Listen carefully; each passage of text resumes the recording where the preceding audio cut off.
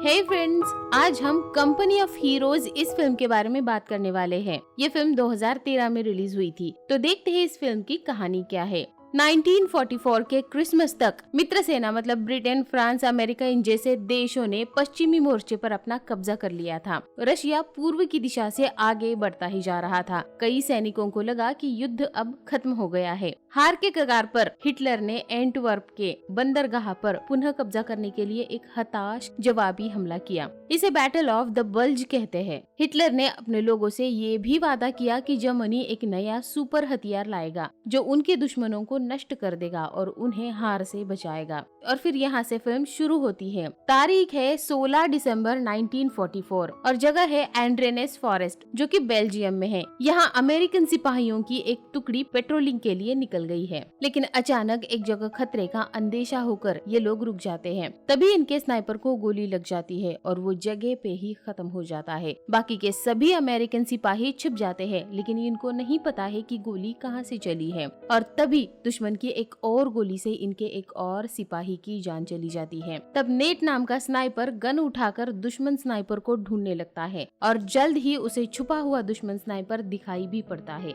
तो तुरंत ही नेट उस दुश्मन स्नाइपर को गोली मारकर खत्म कर देता है। लेकिन नेट अपने साथी सोल्जर की मौत से काफी दुखी हो जाता है और फिर ये सिपाहियों की टीम अपने कैंप में लौट जाती है और आराम करने लगती है। तभी यहाँ लेफ्टिनेंट कोंटी आकर सार्जेंट मैथेसन से मिलता है और आउटपोस्ट को सामान सप्लाई करने के मिशन पे जाने के ऑर्डर दे देता है और कहता है कि जंग लगभग खत्म हो गई है। फिर सार्जेंट मैथेसन चम्बलिस नाम के सिपाही के पास जाता है और मिशन पे निकलने की तैयारी करने को कहता है। फिर सार्जेंट मैथेसन की टीम सप्लाई को जमा करने लगते हैं और यहीं पे लेफ्टिनेंट रैनसम भी है। इनके 15 मिनट के मिशन में इसके पूरे साथियों की मौत हो गई है और इसलिए इसका डिमोशन बतौर बावर्ची हो गया है। फिर सार्जेंट मैथेसन अपनी टीम को लेकर गाड़ियों में बैठकर आगे बढ़ता है। आगे जर्मन इनकी गाड़ियों पे मोर्टार बमों से और मशीन गन से हमला करते हैं, जिसमें बहुत सारे अमेरिकी सिपाही मारे जाते हैं। इनकी गाड़ियां तबाह हो जाती है। बड़ी मुश्किल से गाड़ी से उतरकर मशीन गन चलाने वाले 2 जर्मन सिपाहियों को नेट और उसके साथी मार गिराते हैं। लेकिन अभी भी जर्मन मोर्टार टीम अपने मोर्टार बमों से जोरदार बमबारी कर रही है।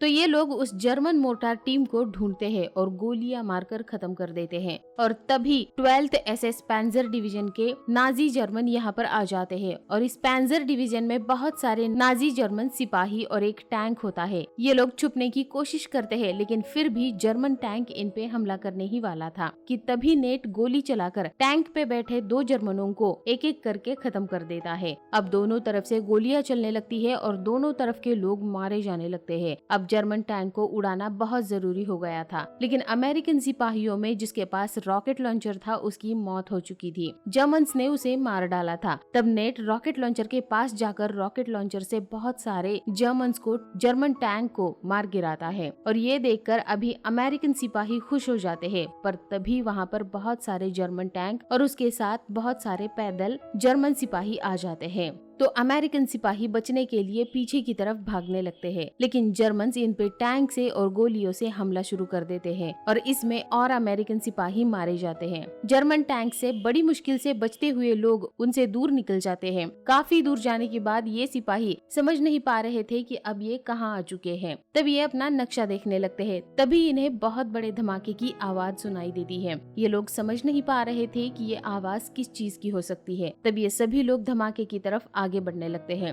दरअसल ये धमाका एक जर्मन कैंप में हुआ था और यहाँ पे जर्मन ऑफिसर रेडिएशन को चेक कर रहा होता है। उन्होंने यहाँ पे अपने नए हथियार का परीक्षण किया था। जर्मन ऑफिसर गुस्से में था क्योंकि उसे और बड़े धमाके की उम्मीद थी। इसीलिए वो हथियार बनाने वाले साइंटिस्ट ग्रूएनवाल्ड को गुस्सा करते हुए ब्लास्ट की तीव्रता बढ़ाने के लिए कहता है। यहाँ पे साइंटिस्ट की लड़की भी मौजूद है। जर्मन ऑफिसर साइंटिस्ट ग्रूएनवाल्ड से बात कर ही रहा था कि तभी अमेरिकन सिपाहियों की नेट की टीम यहाँ पर पहुँच जाती है और वो छुप कर इनको देख रहे थे। फिर सभी जर्मन्स उस साइंटिस्ट को लेकर यहाँ से जाने के बाद अमेरिकन सिपाही कैंप के अंदर जाते हैं और छानबीन करने लगते हैं। तभी इन्हें एक बहुत घायल अमेरिकी सिपाही मिलता है जो यहाँ पे जासूसी कर रहा था। वो इनको कुछ दस्तावेज देता है और कहता है कि जर्मन हथियार की जानकारी इस दस्तावेज में है। ऐसे ही ब्लास्ट अमेरिका में भी होंगे, तो वो रोकने ढूंढने के लिए तुम आज रात स्टटगार्ड की ट्रेन निकलने वाली है, उसमें बैठ जाओ। और इतना कहने के बाद उस घायल सिपाही की मौत हो जाती है। फिर ये लोग तुरंत ट्रेन यार्ड को ढूंढने के लिए निकल पड़ते हैं।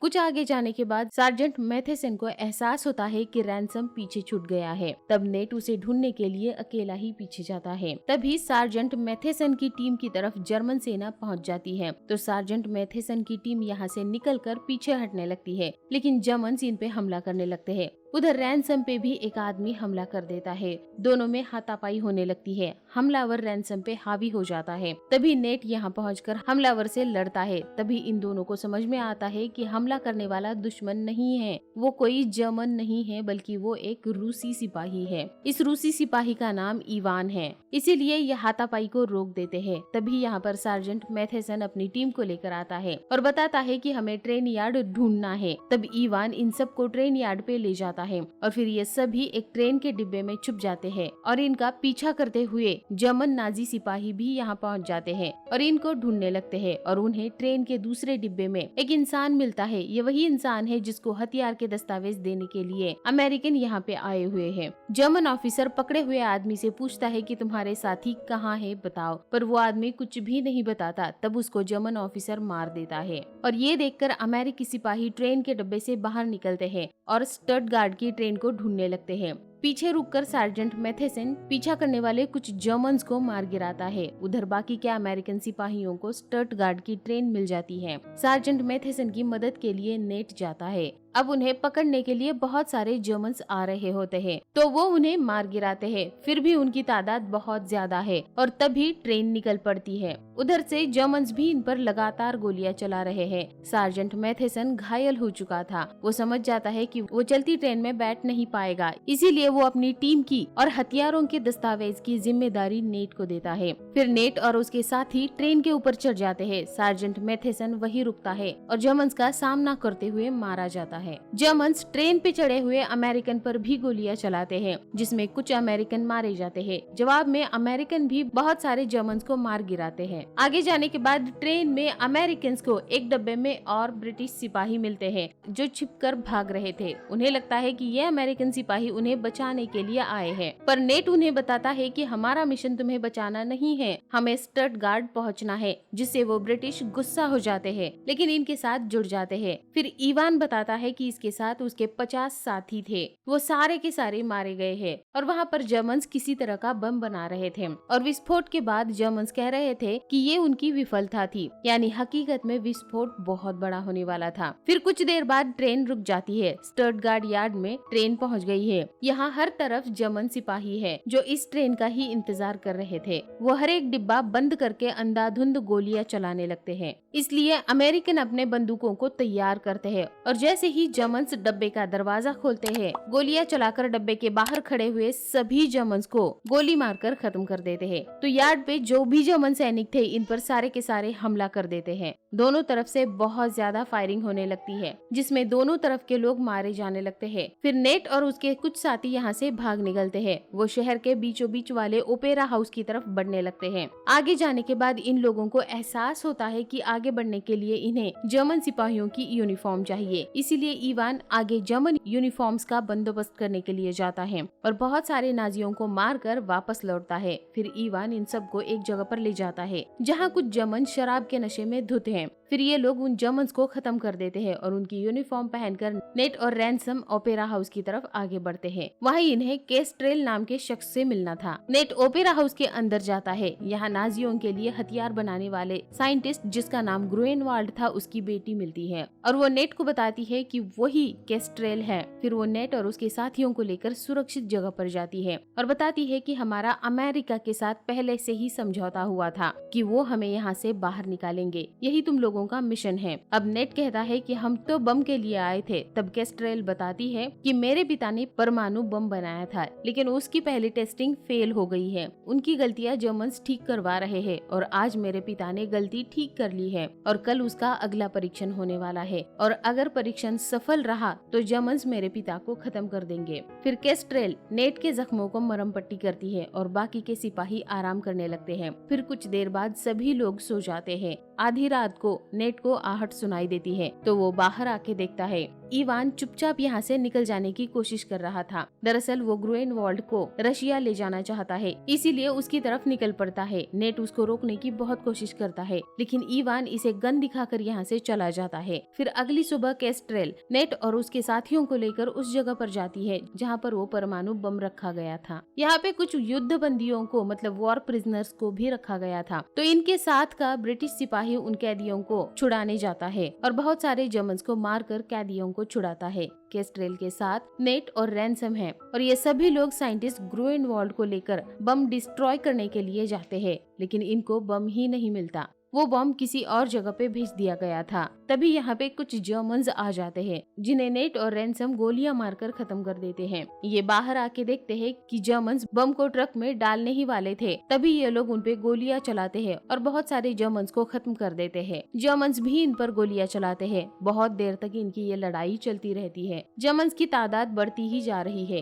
कुछ देर बाद नेट और रैनसम की गोलियां खत्म हो जाती है तो इनको जर्मन्स पकड़ लेते हैं। उधर इंग्लैंड के सिपाही को भी जर्मन्स पकड़ लेते हैं और फिर जर्मन्स इन सब को खुले में लाकर लाइन से खड़ा कर देते हैं। जर्मन ऑफिसर केस्ट्रेल को गोली मार देता है, लेकिन उसे बचाने के लिए बीच में नेट आ जाता है। गोली नेट को लग जाती है जिससे वो घायल हो जाता है। तभी इधर आने वाले अमेरिकन फाइटर प्लेन को रोकने के लिए जर्मन प्लेन उड़ान भरते हैं और तभी यहाँ पर इवान आ जाता है और जर्मन ऑफिसर को गोली मारकर खत्म कर देता है और वहाँ पर मौजूद सभी जर्मन्स को भी खत्म कर देता है और यहाँ से बॉम्ब के डॉक्यूमेंट्स लेके जाने लगता है। तब नेट उसे रोकने की कोशिश करने लगता है। तब इवान कहता है कि मैंने तुम्हारी जान बचाई है, इसीलिए मुझे जाने दो। तुम साइंटिस्ट ग्रूएनवाल्ड को ले जाओ और मैं दस्तावेज ले जाता हूँ। फिर ये सभी लोग यहाँ से निकलते हैं क्योंकि कुछ ही देर बाद यहाँ अमेरिकन एयरफोर्स बमबारी करने वाली है। ये लोग उसी ट्रक के पास पहुँच जाते हैं जिसमें बम रखा हुआ था। तो ये लोग उस ट्रक के गार्ड को मारकर उस ट्रक में बैठकर निकल जाते हैं, लेकिन कुछ जर्मन्स बाइक और जीप से इनका पीछा करने लगते हैं। तो वो लगातार इन पे गोलियां बरसाते हैं। नेट और रैनसम पीछा करने वाले बहुत सारे जर्मन्स को खत्म कर देते हैं। इसी दौरान ग्रूएनवाल्ड बम को डीएक्टिव कर देता है। तभी अचानक जर्मन्स के जीप पे लगी मशीन गन से इन पे जोरदार हमला होने लगता है, जिससे गोलियां लगकर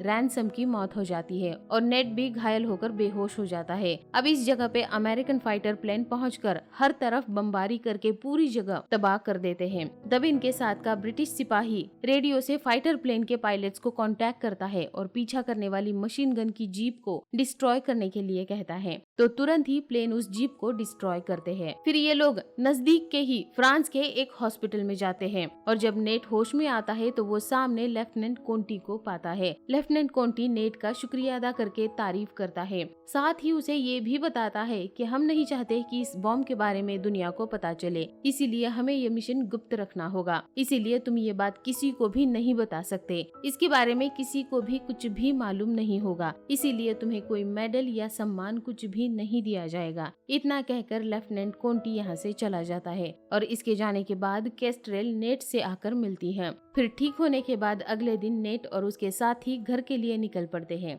और इसी के साथ ये फिल्म यहीं पे खत्म हो जाती है। तो आपको इस फिल्म की स्टोरी कैसी लगी मुझे कमेंट करके जरूर बताइए। वीडियो को लाइक करिए ताकि ज्यादा से ज्यादा लोगों तक ये वीडियो पहुंच सके। मेरे दूसरे चैनल चलो फिल्म देखे 2 को भी आप विजिट करिए और वहाँ के वीडियोस अच्छे लगते हैं तो उस चैनल को भी सब्सक्राइब करिए और वीडियोस को लाइक करिए। And finally thanks for watching. Bye bye.